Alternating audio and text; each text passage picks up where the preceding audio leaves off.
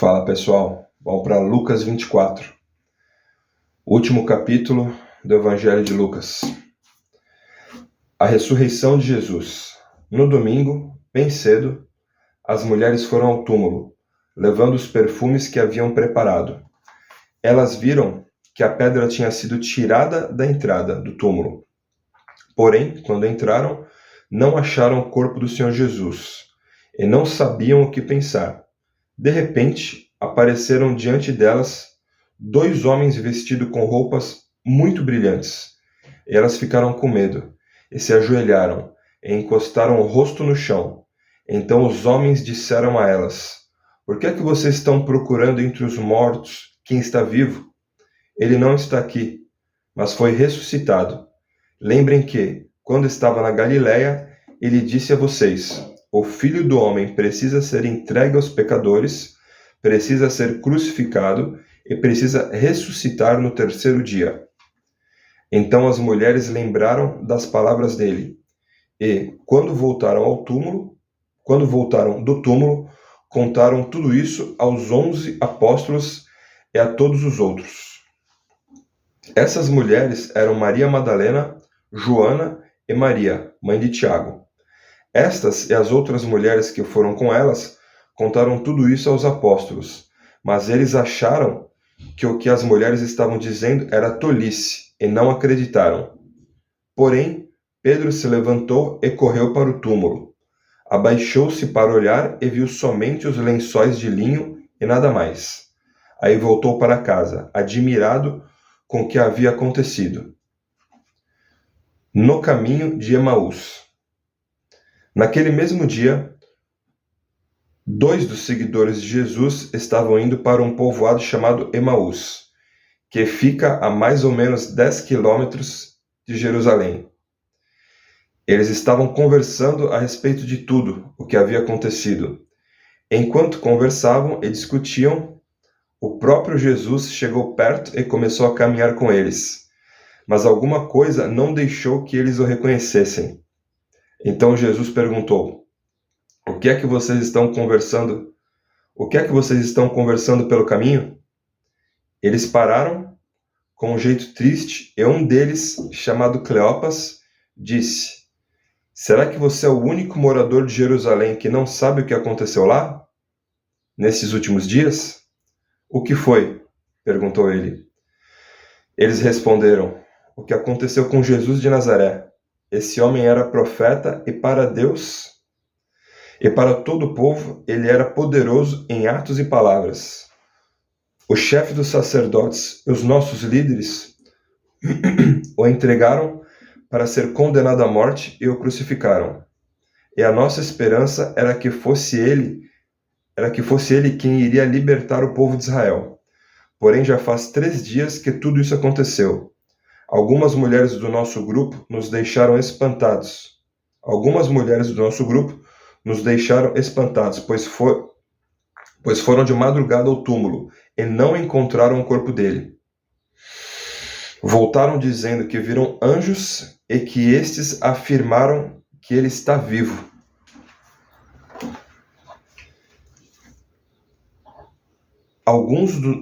Alguns do nosso grupo foram ao túmulo e viram que realmente aconteceu o que as mulheres disseram, mas não viram Jesus. Então Jesus lhes disse: Como vocês demoram a entender e a crer em tudo o que os profetas disseram? Pois era preciso que o Messias sofresse e assim recebesse de Deus toda a glória. E começou a explicar todas as passagens das Escrituras Sagradas que falavam dele, iniciando com os livros de Moisés e os escritos de todos os profetas. Quando chegaram perto do povoado para onde iam, Jesus fez Quando chegaram perto do povoado para onde iam, Jesus fez como quem ia para mais longe, mas eles insistiram com ele para que ficasse, dizendo: Fique conosco, porque já é tarde, e a noite vem chegando. Então Jesus entrou para ficar com os 2. Sentou-se à mesa com eles, pegou o pão e deu graças a Deus. Depois partiu o pão e deu a eles. Aí os olhos deles foram abertos e eles reconheceram Jesus. Mas ele desapareceu.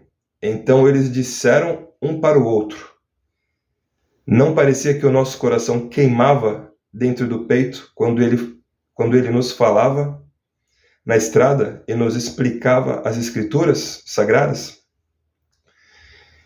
Eles se levantaram logo e voltaram para Jerusalém, onde encontraram os 11 apóstolos reunidos com outros seguidores de Jesus. E os apóstolos diziam: de fato, o Senhor foi ressuscitado e foi visto por Simão. Então os dois contaram o que havia acontecido na estrada e como tinham reconhecido o Senhor quando ele havia partido o pão. É um esforço tremendo. É um esforço tremendo para não chorar. Jesus aparece aos discípulos. Enquanto estavam contando isso, Jesus apareceu de repente no meio deles e disse: que a paz esteja com vocês. Eles ficaram assustados e com muito medo. Eles ficaram assustados e com muito medo e pensaram que estavam vendo um fantasma. Mas ele disse: por que vocês estão assustados? Porque há tantas dúvidas. Porque há tantas dúvidas na cabeça de vocês? Porque há tanta dúvida na cabeça de vocês? Olhem para as minhas mãos e para os meus pés e vejam que sou eu mesmo. Toquem em mim e vocês vão crer, pois um fantasma não tem carne nem osso, como vocês estão vendo que eu tenho. Jesus disse isso e mostrou as suas mãos e os seus pés. Eles ainda não acreditavam, pois estavam muito alegres e admirados. Então ele perguntou: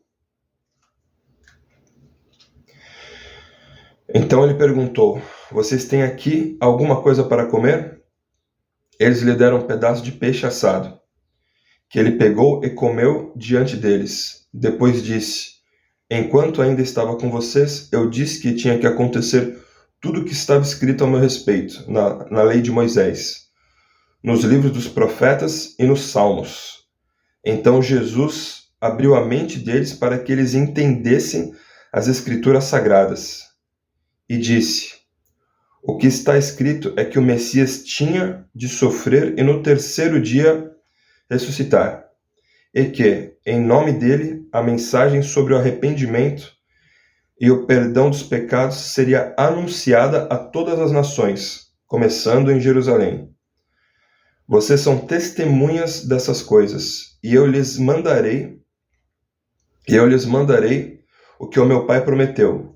Mas esperem aqui em Jerusalém, até que o poder de cima venha sobre vocês.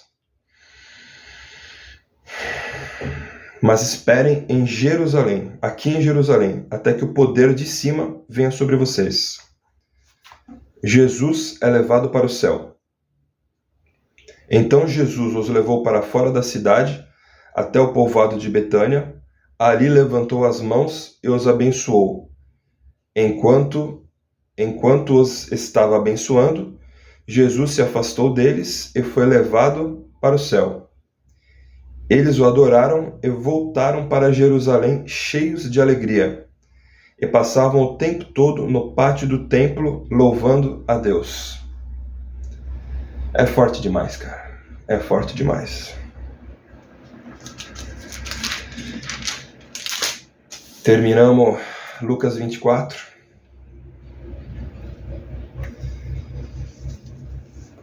E eu oro.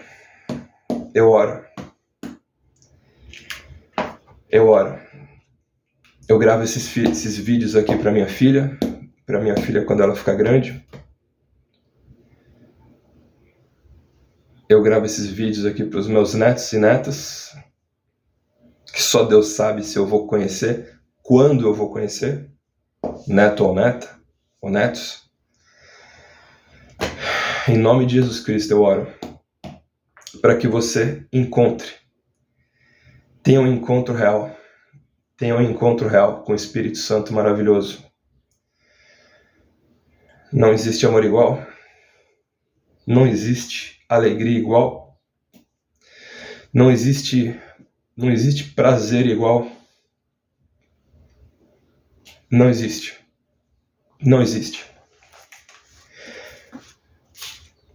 Eu leio a Bíblia diariamente com a minha esposa antes de sair para trabalhar. Às vezes no culto. Às vezes quando eu estou no louvor, cantando. Eu lembro de onde Jesus me tirou. Eu lembro de onde Jesus me tirou. Eu lembro do caos que ele me tirou. Eu lembro da falência de onde ele me tirou. Eu lembro do mar de pecado que eu vivia, que ele me tirou. Eu mentia diariamente. Mentia. Só pensava em fazer besteira. Andava para cima e para baixo com a minha banda de rock, cantando aquelas músicas demoníacas que eu cantava. Só que um dia, numa sacada, em Balneário Camboriú, depois de pensar em suicídio, a vida vazia que eu levava, depois de pensar em suicídio, dentro de um apartamento, eu ajoelhei, me afastei da sacada, escutei a voz do inimigo, escutei o demônio pertinho aqui, pertinho, falando para eu me jogar do 10º andar desse apartamento em Balneário Camboriú. Eu vi que o apartamento estava tomado de sombras. E naquele dia eu me afastei da sacada, me ajoelhei e falei: Deus, se você existe, eu acredito que você existe, eu acredito que você está me escutando, acho que está na hora de você tomar conta da minha vida, porque eu não sei o que eu estou fazendo da minha vida. Eu estava separado que hoje é minha esposa, estava separado da minha namorada. Eu estava cantando heavy metal de bar em bar, de clube em clube, cantando e profetizando tudo que é música demoníaca, tudo que é música da sombra, saindo com algumas moças que não agregavam, bebendo. Quando não, entre um ensaio e outro, fumando maconha. Mas nessa tarde de quinta-feira, nesse final de tarde de quinta-feira, eu ajoelhei e eu falei: Senhor, toma conta da minha vida. Eu não sei o que eu estou fazendo, eu não sei aonde eu vou parar. Eu não aguento mais pular de galho em galho. Eu não aguento mais essa minha vida de rebeldia na área profissional, na área afetiva, na área financeira. Tudo que eu faço de errado, eu não aguento mais. E nesse dia, ajoelhado, nesse apartamento, que até então estava tomado pelas sombras do demônio, Deus me escutou. Semanas depois, eu voltei com a minha namorada, hoje minha esposa. Eu mudei de área profissional. Eu mudei de cidade. Algumas amizades que me influenciavam bastante e eu me deixava ser influenciado foram se distanciando e vice-versa. E de lá para cá minha vida Deus começou a tomar conta da minha vida e eu comecei a escutar a voz do Espírito Santo. Era 2011 isso, 2011. 12, 13, 14. 3 anos depois eu fui para a igreja. O que é mais curioso, pessoal, a igreja é sensacional, eu amo estar na igreja. Amo. amo. Tá no louvor, tá na segurança da igreja, tá lá para receber na igreja. Só que o Espírito Santo me escutou depois de uma tarde de pecado dentro de um apartamento que eu morei, que era um antro de perdição. Eu nem lembro, mas Deus lembra quantas entraram e saíram daquele apartamento, quantas coisas erradas eu fiz naquele apartamento. Mas o Espírito Santo me alcançou. Naquele apartamento, naquele final de tarde, bem no meio do crepúsculo, minutos depois de eu ter pensado em suicídio. Se ele me alcançou,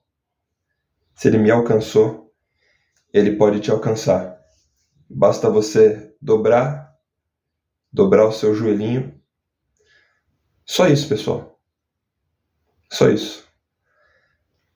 Basta você dobrar o seu lindo joelhinho, onde você estiver, no seu trabalho, na sua casa, seja lá onde for, e pedir para Deus tomar conta da tua vida. E Ele vai tomar conta da tua vida. É isso, pessoal. Que Deus abençoe. Deus abençoe. E eu falo isso aqui diretamente para minha filha, que eu espero que veja esse vídeo um dia, quando ela for maior. Gabriela, não espera o mal. Pede para Deus tomar conta da tua vida o quanto antes. Meus netos, minhas netas, que eu não sei qual vai ser o nome ainda. Não espera, não saboreie do mal. Se curva diante do Senhor e pede para Ele tomar conta da tua vida. Não existe vida sem o Espírito Santo de Deus. Só migalhas. É isso, pessoal. Não quero fazer um vídeo tão longo. Deus abençoe vocês.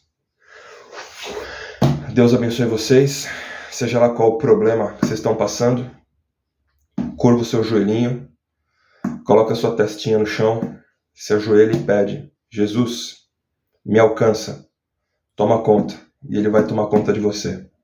Um forte abraço.